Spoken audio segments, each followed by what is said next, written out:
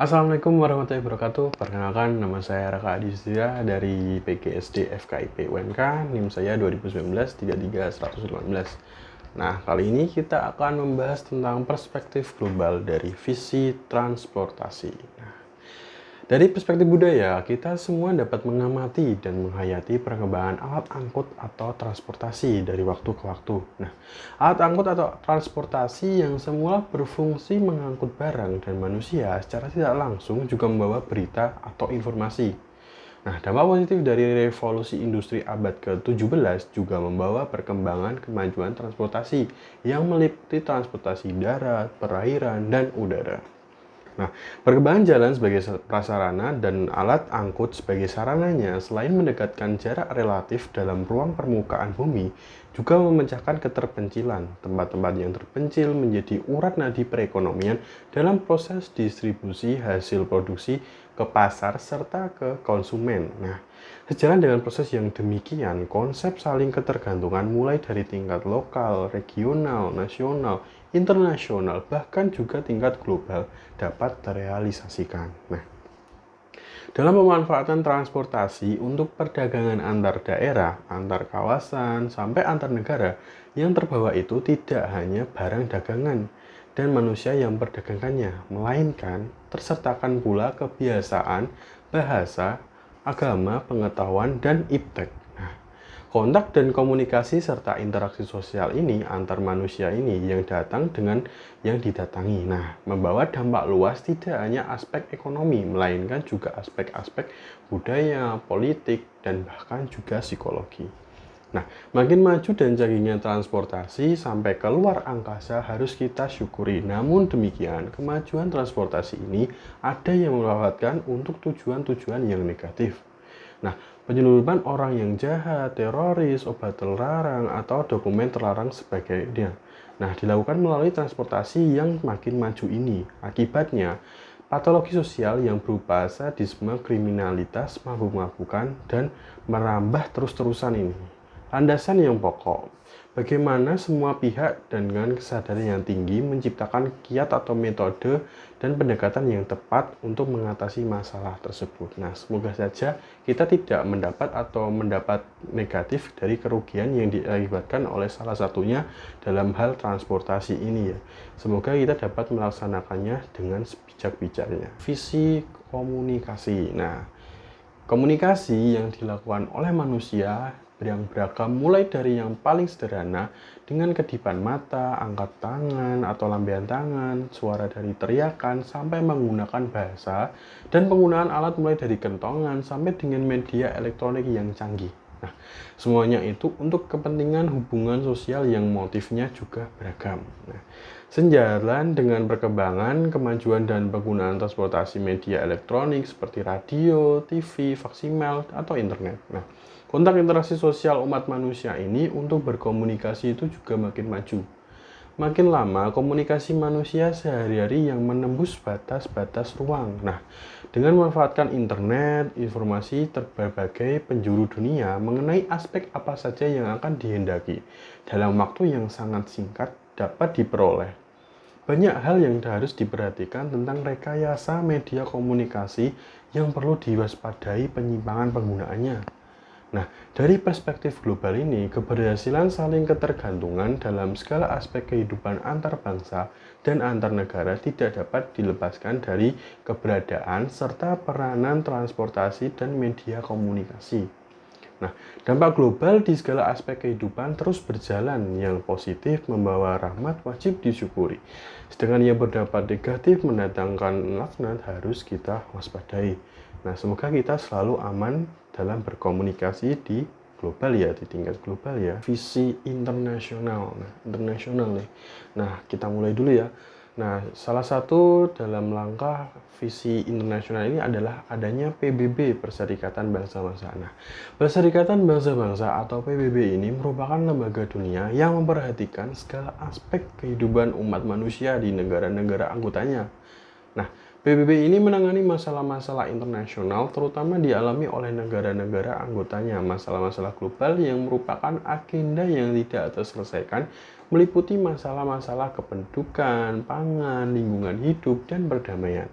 Nah, masalah-masalah tersebut hakikatnya terkait satu sama lain. UNESCO adalah organisasi pendidikan, ilmu pengetahuan, dan kebudayaan PBB. Tugasnya memajukan kerjasama antar bangsa melalui bidang pendidikan, ilmu pengetahuan, dan kebudayaan dalam rangka penegakan hukum, penegakan hak asasi manusia, dan penegakan keadilannya. UNESCO ini berdiri pada tanggal 4 November tahun 1946 yang berkedudukan di Paris, Prancis. Nah, selanjutnya UNICEF adalah organisasi dana perkembangan anak-anak internasional PBB. Nah, tugasnya ini memberikan bantuan dalam rangka menyejahterakan ibu dan anak. UNICEF ini didirikan pada tanggal 11 tahun 1946 di New York, Amerika. WHO adalah organisasi kesehatan sedunia. Organisasi ini didirikan pada tanggal 7 April tahun 1948 yang berkedudukan di Jenewa, Swiss. Tugasnya yaitu meningkatkan kesehatan bagi semua orang. Nah, selanjutnya FAO adalah organisasi bahan makan dan pertanian. FAO ini berdiri pada tanggal 16 Oktober tahun 1945 yang berkedudukan di Roma, Italia. Nah, tugasnya ini meningkatkan efisiensi dan distribusi makanan dan hasil-hasil pertanian ke berbagai pelosok dunia. Nah, selanjutnya ini ada ILO atau adalah Organisasi Perburuan Internasional atau organisasi ini didirikan pada tanggal 11 April tahun 1919 yang berkedudukan di Jenewa, Swiss juga. Nah, pada tahun 1946 ini, organisasi ini diterima sebagai organisasi khusus dalam PBB. Nah, organisasi ini bertugas memperbaiki taraf hidup dan aturan perburuan. Selanjutnya ada IBRD atau Bank Dunia untuk Pembangunan dan Perkembangan. Nah, organisasi ini berdiri pada tanggal 27 Desember tahun 1945 yang berkedudukan di Washington, Amerika Serikat. Nah, untuk selanjutnya ada IMF adalah Dana Moneter Internasional. Organisasi ini berdiri pada tanggal 27 Desember tahun 1945 yang berkedudukan di Washington DC juga di Amerika Serikat. Nah, IMF ini bertujuan memajukan kerjasama di bidang ekonomi, keuangan, dan perdagangan sehingga memperluas kesempatan kerja. Ada ITU juga. ITU merupakan Persatuan Telekomunikasi dan Internasional. Nah, organisasi ini didirikan pada tahun 1865 dan diterima sebagai organisasi di bawah PBB pada tahun 1947. Tujuan ITU adalah untuk menghimpun kerjasama internasional yang melayani masyarakat pengguna telepon, telegram, dan radio. Markas ITU ini berada di Jenewa, Swiss. Nah, selanjutnya ada WMO, merupakan organisasi meteorologi sedunia, yaitu organisasi yang berbidang di meteorologi. Nah, organisasi ini berdiri pada tanggal 23 Maret tahun 1950. Organisasi ini bertujuan saling tukar laporan mengenai cuaca dengan standar internasional.